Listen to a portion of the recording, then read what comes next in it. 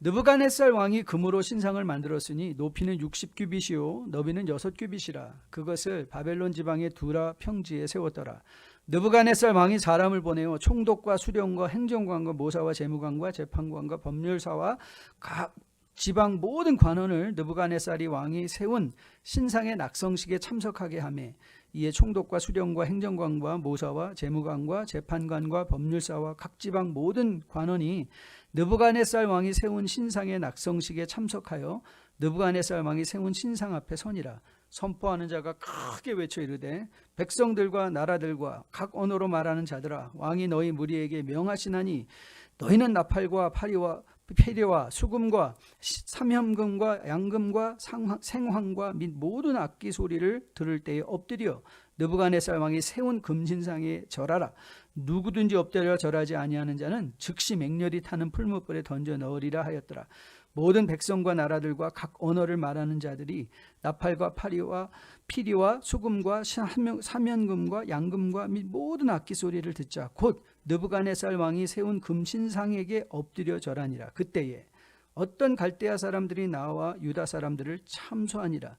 그들이 느부갓네살 왕에게 이르되 왕이여 만수무강하옵소서. 왕이여 왕이 명령을 내리사 모든 사람이 나팔과 피리와 수금과 삼현금과 양금과 생황과 및 모든 악기 소리를 듣거든 엎드려 금신상에 절할 것이라. 누구든지 엎드려 절하지 아니하는 자는 맹렬히 타는 풀무불 가운데 던져 넣음을 당하리라 하지 아니하셨나이까. 이제 몇 유대 사람 사다락과 메삭과 아벳느고는 왕이 세워 바벨론 지방을 다스리게 하신 자이거늘 왕이여 이 사람들이 왕을 높이지 아니하며 왕의 신들을 섬기지 아니하며 왕이 세우신 금신상에게 절하지 아니하나이다. 아멘. 하나님의 말씀입니다.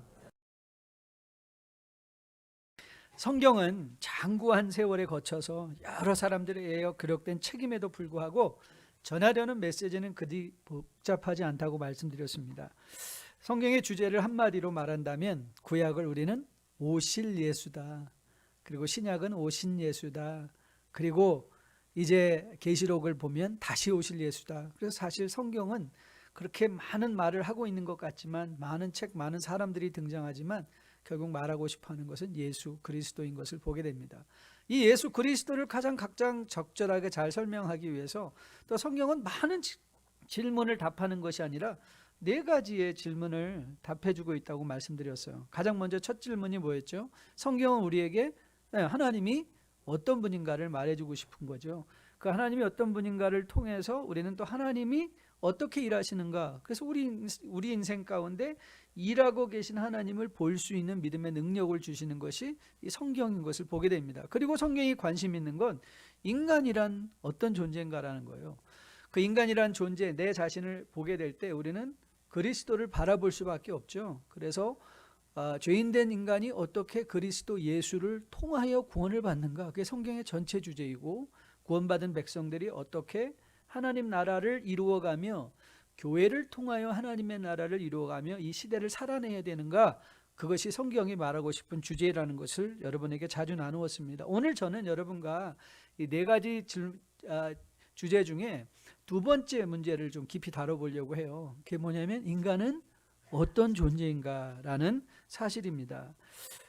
오늘은 우리가 느부갓네살과 그리고 이 사드락과 메삭 아벳느고를 참소하던 사람들을 통해서 그들을 반면교사적으로 살펴보려고 해요. 그리고 다음 주는 우리가 공동우회니까 다른 본문을 소개하지만 그 다음 주에는 이제 이 세 친구들을 중심으로 해서 또 인간의 모습을, 또 새로운 면을 우리가 살펴보려고 합니다. 흥미롭게 3장에는 정작 다니엘서의 주인공이라고 할 수 있는 다니엘은 등장하지 않습니다. 다니엘의 이름은 한 번도 등장하지 않죠.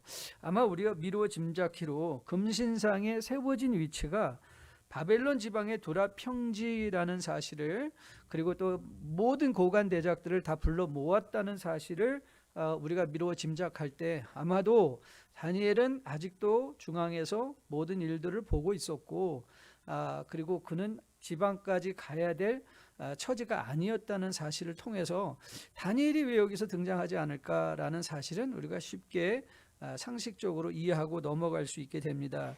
자, 오늘 보면은요, 다니엘이 느부갓네살의 꿈, 신상에 관한 해석의 연장선상으로 보시면 됩니다. 이제 오늘 장면은요, 우리식으로 말한다면 오케스트라까지 동원해서 거창한 금 신상을 낙성식을 하고 있는 장면의 말씀인 거예요. 금 신상을 낙성식을 하고 있어요. 느부갓네살이 사온 금 신상은, 그런데 보면 자기가 하나님이냐, 오늘 보면 왕에게 이 신상에 절하지 않았던 이 친구들을 가리켜서 뭐라고 얘기를 하고 있죠? 네, 왕을 무시하는 것이다, 이렇게 얘기를 하고 있죠. 사실 오늘 이 느부갓네살은 금신상을 자기와 동일시하며 자기가 마치 하나님인 양 오직 자신의 권위와 영광을 드러내기 위한 신상이었다는 것을 우리는 금방 볼 수 있게 됩니다.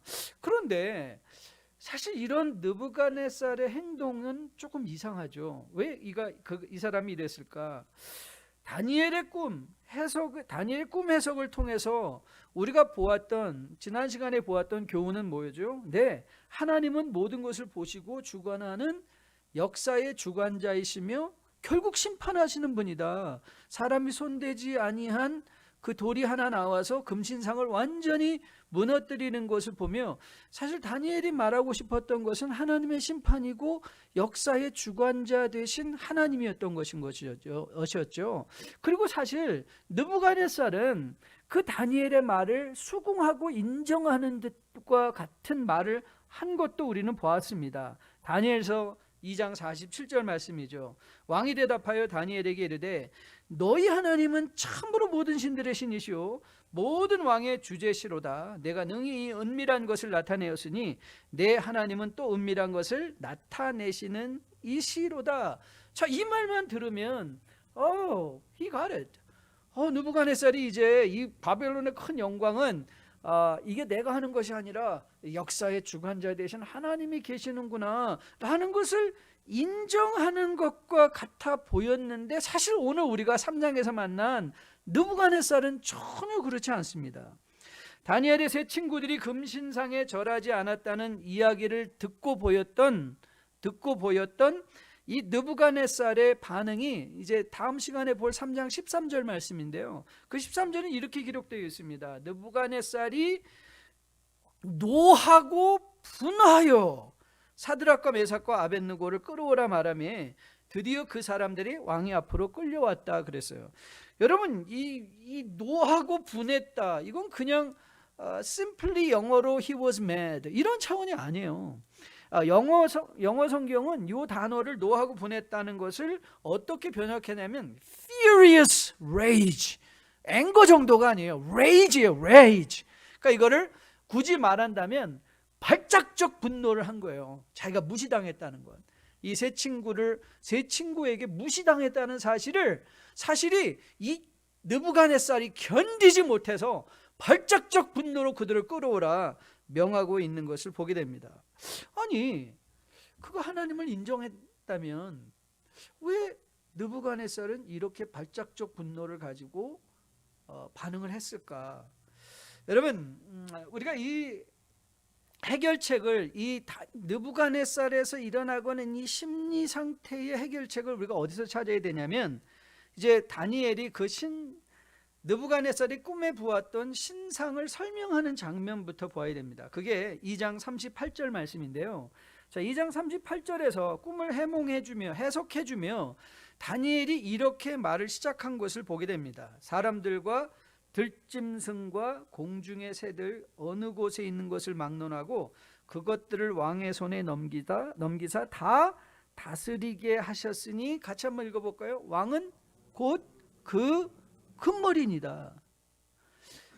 어떤 분들은 조금 이제 감이 오실지도 모르겠는데요, 다니엘은 금머리입니다의 강조를 둔 게 아니라 그 신상 전체가 결과적으로는 사람이 손대지 아니한 돌이 나와서 그것을 심판할 것이다 라는 것이 메시지였는데, 느부갓네살이 들었던 것은 뭐였죠? 금이 나라고? 그걸 들었던 거예요. 그걸 들었던 거예요. 그래서 그는 마치 자기 자신이 모든 일의 중심인 양, 우주의 중심인 양, 그 온 나라와 백성과 그 관리들이 그 신상에 절하라는 것은, 그 신상에 절하라는 것, 금신상이 아니라 누구에게 절하라는 거예요? 내가 너희들의 신이다, 이 말을 하고 있는 거예요. 자, 이글저글 읽다가 제 마음에 섬뜩한 교훈으로 다가와서 제가 바로 일기에 적어둔 한 문장의 말이 있습니다. 이런 말이에요. 같은 곳을 바라보아도 서로의 기억은 다르다. 같은 곳을 바라보아도 서로의 기억은 다르다. 제가 이걸 조금 각색해 볼게요. 같은 말을 들어도 서로의 기억은 다르다라는 거예요. 여러분, 우리가 관계 속에서 부부간에, 부모 자식 간에, 혹은 교회 공동체 안에서 우리가 생판 다른 걸 갖고 싸우지 않습니다. 거의 대부분은 같은 걸 보았어요. 문제는 뭐였죠? 같은 걸 보았는데 기억하는 게 다른 거예요. 같은 말을 들었는데 말을 듣고 기억하는 게 다른 거예요. 여러분, 저는 여러분과 가끔 이런 간증을 나누는데요, 저에게 경고적으로 제가 간증을 나눕니다. 저는 어려서 제가 제일 듣고 싶어 했던 말 중에 하나가 설교 듣고 은혜 받았다는 말이었어요. 저는 성도님들이 나가시면서 목사님 오늘 정말 은혜 받았습니다 그러면 얼마나 마음이 으쓱해지고, 내가 참 못하는 게 많지만 그래도 설교는 좀 하나보다, 그렇게 생각을 했어요. 맞나요? 못하는 게 많지만 설교는 좀 하나요? 그런데 이제 목회 생활을 오래 하고 이제 깨달은 게 뭐냐면, 많은 경우에 성도님들이 설교에 은혜 받았다는 것은, 그 은혜 받았다는 의미는 자기도 동의한다는 말이었었어요. 목사님, 내 속마음이 다 시원해요.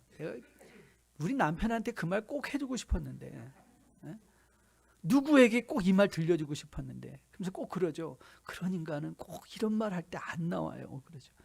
그러죠. 여러분, 오늘 본문이 우리에게 교훈하는 인간의 모습이 뭔지 아십니까? 네, 인간은요, 자기가 듣고 싶은 것만을 듣고 착각하는 존재라는 거예요. 인간은 듣고 싶은 것만 들어요. 그건 여러분도 예외가 아니고 저도 예외가 아닌 거예요. 여러분, 70년대, 80년대 한국에 사셨던 분들은 용각산 카피 기억하시죠? 광고 카피. 이 소리도 아닙니다. 저 소리도 아닙니다. 용각산은 소리가 나지 않습니다. 여러분, 우리가 이 세상에서 우리의 귀에 가장 크게 들리는 소리가 뭔지 아세요? 우리 귀에 가장 크게 들리는 소리는 마이크에서 나오는 소리가 아닙니다. 천둥 우레 소리가 아니에요. 내 마음에서 들리는 소리가 제일 크게 들려요. 소리도 안 나는데 그 소리가 제일 커요. 여러분, 하나님의 말씀을 제대로 듣는다는 것은 내 귀에 좋은 말씀만 듣는 게 아니라 그것이 내 마음을 아프게 하는 것이라도, 여러분, 느부갓네살이 오늘 해야 될 일은 당신이 금머리입니다가 아니에요. 결국 당신이 보았던 그 신상은 인간의 역사고 당신이고, 결국 우리는 심판당합니다. 그 말을 들었어야 돼요. 그런데 그는 그 말을 못 듣는 거예요. 아니, 안 듣는. 왜냐하면 자기가 원하는 소리만 듣고 싶기 때문에. 저는 오늘 여러분과 저가 본문에서 만난 느부갓네살을 통해서 다시 한번 우리의 마음의 상태가 점검되어질 수 있기를 주님의 이름으로 축복드립니다. 사랑하는 성도 여러분, 요즘 여러분의 귀에 제일 크게 들리는 소리가 무엇입니까? 여러분은 주로 무슨 소리를 들으세요? 그런데 그 소리를 과연 제대로 듣고 있는가? 여러분, 종교개혁의 선두에 서 있었던 신학자요 목회자였던 마틴 루터가 이런 말을 했습니다. 한번 들어보실래요? I am more afraid of my own heart than of the Pope and all his cardinals. 나는 교황을 포함한 그의 모든 수하 추기경들을 내 마음보다 더 두려워하지 않는다. 나는 내 마음이 더 두렵다. 그러면서 이렇게 말했어요. I have within me the great Pope self. 왜냐하면 내 안에는 어떤 교황보다 더 큰 교황이 하나 있는데 내 자신이다 그랬어요. 내 자신. 결국 인간은 누구의 말을 듣느냐? 내 자신의 말을 듣는다는 거예요. 결국 인간은 인간의 가장 큰 왕은 누구냐? 자기 자신이라는 거예요. 여러분, 왜 세상이 이렇게 뒤죽박죽이냐고요? 사사기 21장에서 잘 말합니다. 그때 이스라엘에게 왕이 없으므로 사람이 각기 자기 소견에 옳은 대로 행했다. 자기 소견에 옳은 대로 행했다는 것은요, 자기가 들은 대로 행했다 이 말이에요. 자기가 들은 대로. 여러분 잘 아시죠? 이스라엘에게는 왕이 없었던 적이 한 번도 없습니다. 왜냐하면 하나님은 이스라엘의 영원한 왕이시기 때문에 그렇습니다. 하나님은 이 세상을 한 번도 버리신 적이 없습니다. 아니, 하나님은 오히려 이 세상을 지극히 사랑하셨습니다. 여러분 요한복음 3장 16절 말씀 기억하시죠? 하나님이 세상을 처럼 사랑하사 독생자를 주셨으니 이는 그를 믿는 자마다 멸망하지 않고 영생을 얻게 하려 하심이라. 여러분 하나님은 인간의 역사를 한 번도 떠나신 적이 없습니다. 아담을 이 에덴 동산에서 쫓아내신 후에 하나님은 그들을 쳐버리신 것이 아니었습니다. 아니, 오히려 그전보다 더 주목하여 그들을 따라가고 그들을 보고 계셨다는 사실입니다. 그래서 우리는 2주 전에 본문을 보면서 이사야 40장 말씀을 여러분에게 언급해드렸죠. 여러분 이사야 40장은 뭐라고 고백했죠? 야곱아 어찌하여 내가 말하며 이스라엘 내게 이르기를 내 길은 여호와께 숨겨졌으며 내 송사는 하나님에게 벗어난다 하느냐? 너는 알지 못하였느냐? 듣지 못하였느냐? 영원하신 하나님 여호와 땅끝까지 창조하신 이는 피곤하지 아니하시며 곤비하지 아니하시며 명철이 한이 없으신 분. 여러분, 우리 하나님은 여러분의 머리털과 저의 머리털, 우리의 삶의 모든 약점, 장점 다 알고 계신 하나님. 이 하나님은 구약의 하나님일 뿐만 아니라 여러분과 저의 왕이시고 하나님이신 이 하나님, 우리 인생의 영원한 왕, 우리가 언제든지 절망하지 않을 유일한 이유, 바로 이 하나님이신 거죠. 그래서 우리의 믿음 생활을 한다 그럴 때는 여러분, 우리는 어떻게 하나님의 말씀을 듣는가? 그거가 동일한 거예요. 그거가 동일한 거예요. 하나님의 말씀을 어떻게 듣는가? 하나님의 말씀을 가감 없이 내가 듣기 좋은 말만 듣는 것이 아니라 그것이 내 마음을 아무리 후벼 파는 말이라 할지라도 하나님이 하시는 말씀이면 주여 종이 여기 있나이다 말씀하여 주옵소서. 그 고백을 하는 거예요.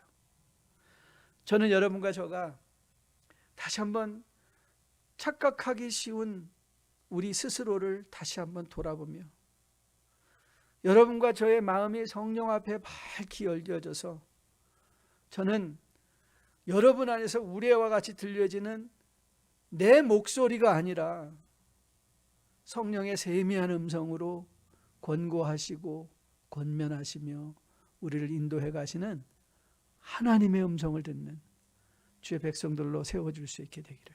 그래서 세상을 바라볼 줄 알고 나 자신을 바라볼 줄 아는 여러분과 저로 세워줄 수 있게 되기를 주님의 이름으로 축복드립니다.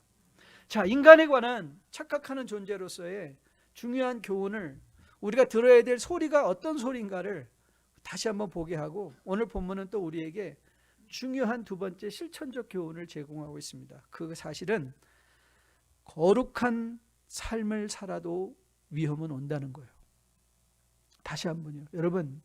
여러분이 아무리 거룩하게 살려고 해도 세상에서 위험으로부터 면역된 건 아니라는 거죠. 자, 본문 8절 그리고 12절 말씀입니다. 8절 말씀. 그때 어떤 갈대아 사람들이 나와 유대 사람들을 참소했다. 여러분, 세상에서 주의 백성들은 늘 참소당하며 살아갑니다. 12절 말씀이죠. 이제 몇 유다 사람 사드락과 메삭과 아벳느고는 왕이 세워 바벨론 지방에 다스리게 하신 자이건을 왕이여 이 사람들을 왕을 높이지 아니하며 왕의 신들을 섬기지 아니하며 왕이 세우신 금신상에게 절하지 아니하나이다. 여러분, 이 다니엘의 세 친구들이 마음에 선한 의도를 갖고 있었는데 세상 사람들은 그것을 선한 의도로 받지 않죠. 오해당하고 있습니다. 여러분에게 다니엘서를 강론하면 믿음에 대해서 우리가 해야 되는 일은 믿음이라는 추상적인 단어를 우리 생활의 언어로 늘 통역하는 게 믿음이라고 말씀드렸잖아요. 그러면서 우리는 믿음을 보는 것이다 이렇게 말씀드려서, 믿음은 이전에 보이지 않던 것이 보이는 거예요. 그런데 그 보인다는 것 차원을 우리는 4가지 단어로 여러분에게 설명드렸어요. 시력, 그냥 보이는 거예요. 이전에 보이지 않던 것이 보이는 시력, 그리고 그것을 새롭게 볼 수 있는 시각, 그렇죠? 그리고 내가 의도하고 바랐던 것을 바라볼 수 있는 시선, 그리고 그것을 한 분야만 대롱비전처럼 보는 것이 아니라 큰 그림을 그려볼 수 있는 시야. 믿음은 보는데 시력과 시각과 시선과 시야를 포함하는 것, 그리고 또 믿음을 다른 말로 통역을 해드린다면 믿음은 기대하는 것이에요. 내가 뭘 기대하는가? 여러분, 모든 제자들이 예수님을 버리고 이제 너희들은 나를 버리고 도망칠 거야 라고 말씀하신 후에 제자들에게 이렇게 말씀하셨습니다. 요한복음 16장 33절 말씀인데요. 이것을 너희에게 이르는 것은 너희로 내 안에서 평안을 누리게 하려 함이라. 세상에서는 너희가 환난을 당하나 담대하라. 내가 세상을 졌노라 이겼노라. 여러분, 오늘 이 본문에서 세상을 이겼노라만 좋아하시면 안 돼요. 오늘 주님께서 더 강조적으로 하시는 말씀이 뭐냐면 내가 세상에서 환난을 당하나. 환난을 당하나. 여러분, 우리가 즐겨 암송하는 하박국의 기도 여러분 기억하시죠? 하박국 3장인데요. 이거 우리 같이 한번 소리내어, 내 귀에만 들릴 정도로 소리내어 같이 한번 읽어보겠습니다. 17절부터 읽을게요. 시작. 비록 무화과 나무가 무성하지 못하며 포도나무에 열매가 없으며 감람나무에 소출이 없으며 밭에 먹을 것이 없으며 우리의 양이 없으며 외양간에 소가 없을지라도 나는 여호와로 말미암아 즐거워하며 나의 구원의 하나님으로 말미암아 기뻐하리로다. 주 여호와는 나의 힘이시라. 나의 발을 사슴과 같게 하사 나를 나의 높은 곳으로 다니게 하시리로다. 여러분, 하박국이 우리에게 뭘 말하고 있죠? 우리의 기쁨과 소망이 세상에서 잘 먹고 잘 사는 것이 아니라는 거예요. 그래서 성도는 잘 먹고 잘 살지 못하나요? 아니요, 그렇지 않아요. 여러분 기억하시죠? 믿는 사람이 돈을 많이 법니까? 믿지 않는 사람이 돈을 많이 법니까? 정답은 사람 나름입니다. 그렇습니다. 사람 나름입니다. 내가 돈을 얼마나 많이 가졌느냐가 우리의 기쁨과 즐거움과 감사의 이유가 아니라는 거예요. 여러분이 돈을 많이 가지셨으면 그거 갖고 즐거워하고 감사하는 것이 아니라 하나님이 이 능력을 통해서 나에게 뭘 하게 하기 원하시는가. 여러분 기억하시죠? 누가복음 15장의 어리석은 비유, 어리석은 부자의 비유 말씀. 꽉꽉 창고를 채워놓고 자기 배치며 그래 이제는 나가 먹고 놀고 파티하고 여행 다니고 골프 치고 볼링 치고 마음대로 놀자. 그럴 때 주님이 뭐라 말씀하셨죠? 어리석은 자요, 오늘 밤에 내 생명을 도로 찾으리니 그 모든 것이 네 것이 되겠느냐. 그게 목적이 아니라는 거예요. 그걸 많이 가졌기 때문에 행복한 게 아니에요. 오늘 뭐라고 말하죠? 하박국이 말합니다. 아무리 모든 것이 다 없다 할지라도 나는 여호와로 말미암아 즐거워하며 나의 구원은 하나님으로 말미암아 기뻐하리로다. 여러분, 이제 다음 주에 요 말을, 하박국의 말을 이 세 친구들을 통해서, 사드락과 메삭과 아벳느고를 통해서 확인할까요? 하나님 그렇게 왕이여 그렇게 하지 아니하실지라도 우리는 신상에 절하지 않습니다. 그 말에 다음 시간 너무너무 재밌는 말씀이 등장합니다. 아니 2주 후에 기대하고 오시라. 예, 여러분 70년대 이 번영주의 프로스페리티 가스펠이 이 성행하면서 하나님의 축복을 세상적 물질적 축복으로 동일시하는 가운데 우리가 많이 헷갈리고 흔들렸던 것이 사실입니다. 여러분 분열왕국 북왕국 이스라엘의 역사 중에 가장 유능한 왕조가 오므리 왕조였습니다. 오므리 왕조의 2대 왕이 아합이라는 사람이었습니다. 기억하십니까? 그 아합의 시대의 이스라엘은 영토를 가장 많이 회복했고 아마 가장 큰 영토를 소유하고 있었고요. 물질적으로나 경제적으로 풍성했습니다. 어떻게 할 수 있냐고요? 예, 얼마나 물질적으로 풍성했으면 이 아합의 마음이 한 농부의 그 나봇의 밭대 포도원 때문에 여러분 그건 할 일 없는 사람들이 그러는 거거든요. 아합은 그 정도로 할 일이 없던 사람이에요. 왜? 모든 것이 다 풍성했기 때문에. 그런데 여러분 이스라엘 역사에 가장 영적 암흑기는 언제였죠? 아합 시대였어요. 아합 시대 가장 영적 암흑기였어요. 많은 것이 번영되고 있었는데 물질적으로 풍성인데 땅도 넓었는데 가진 건 많았는데 영적으로는 어두컴컴했다는 거예요. 오늘 본문은 우리에게 말을 하고 있어요. 여러분 혹시 지금 여러분 가운데 정말 아무 일 없이 평탄한 분들 계십니까? 여러분 감사하십시오. 그리고 누리십시오. 그리고 준비하십시오. 하나님께서 그런 시간을 여러분에게 주시는 거예요. 그때 여러분 그거 갖고 먹고 놀자가 아니라 그거 갖고 내가 어떻게 준비할까? 어떻게 내 인생을 준비해서 어려운 일이 있을 때 내가 가용할 수 있는 능력이 있을까? 그 가용할 수 있는 능력을 준비해 놓으라는 것이죠. 여러분 기억하시잖아요. 제가 지난번에 간증했던 것처럼 산호세에서 하루아침에 백만장자들이 막 생길 때 그때도 성도님들이 저한테 와서 그랬거든요. 목사님 왜 이렇게 많이 버는데 왜 늘 쪼달려요? 일도 많이 하고 돈도 많이 버는데 맨날 쪼달려요. 근데 저는 그때 좀 쪼달린다고 하는 사람에게 말을 해줄 텐데 못 해주고요. 글쎄요 제가 기도할게요 그랬는데요. 제가 정말 해주고 싶었던 말은 그거였어요. 에이 씀씀이가 커졌잖아요. 돈 조금 벌면 금방 차도 바꾸고 집도 바꾸고 얼굴도 바꾸고 옷도 바꾸고 다 바꾸잖아요.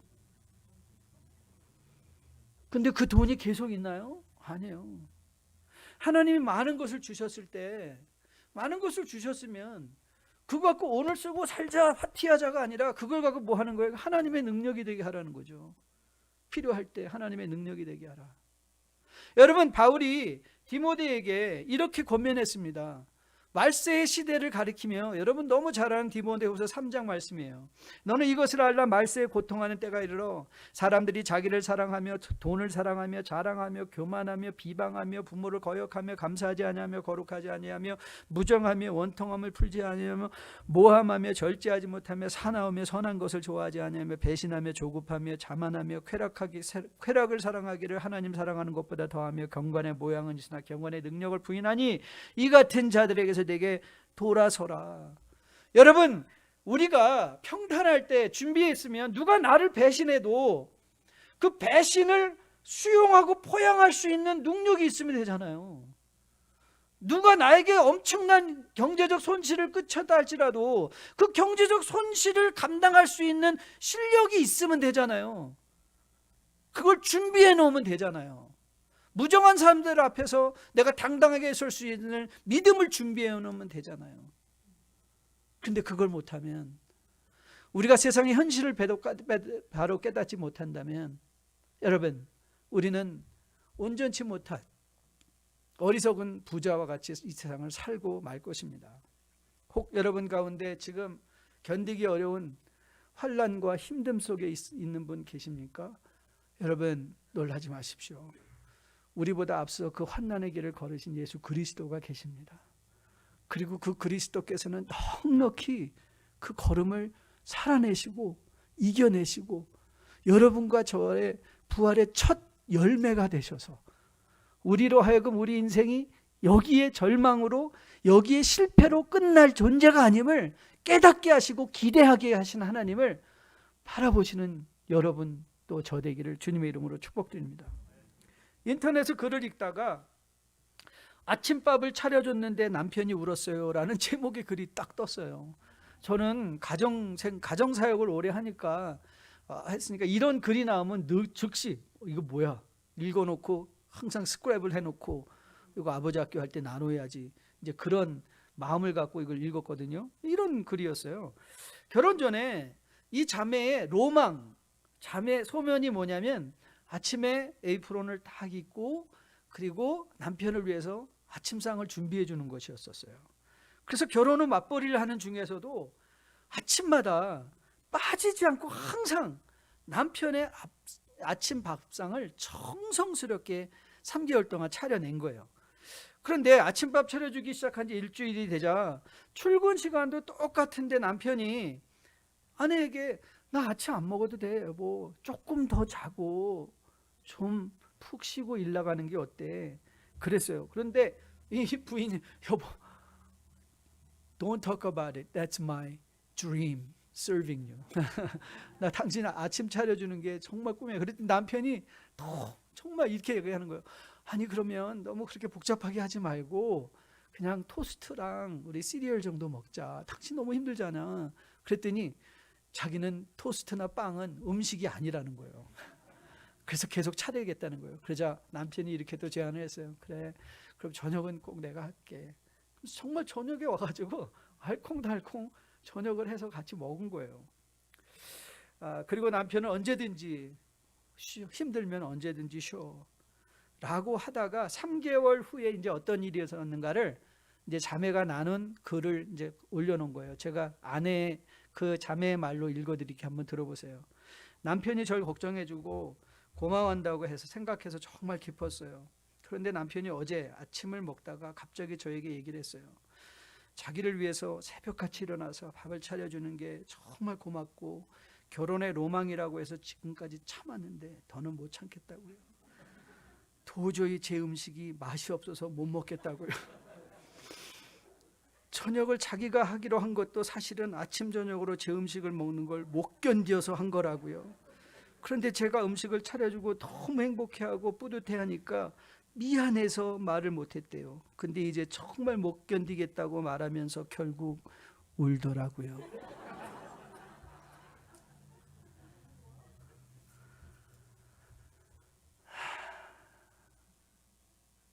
여러분, 하나님 사랑하시죠?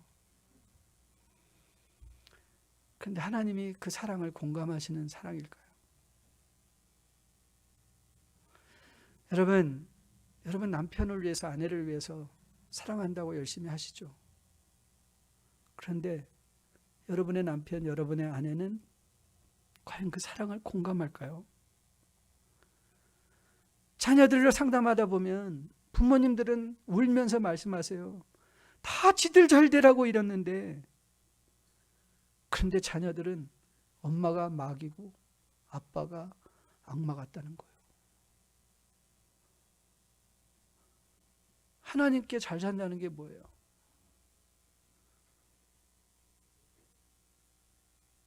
배우자를 사랑한다는 게 뭐예요? 자녀를 사랑한다는 게 뭐예요? 교회를 사랑한다는 게 뭐예요?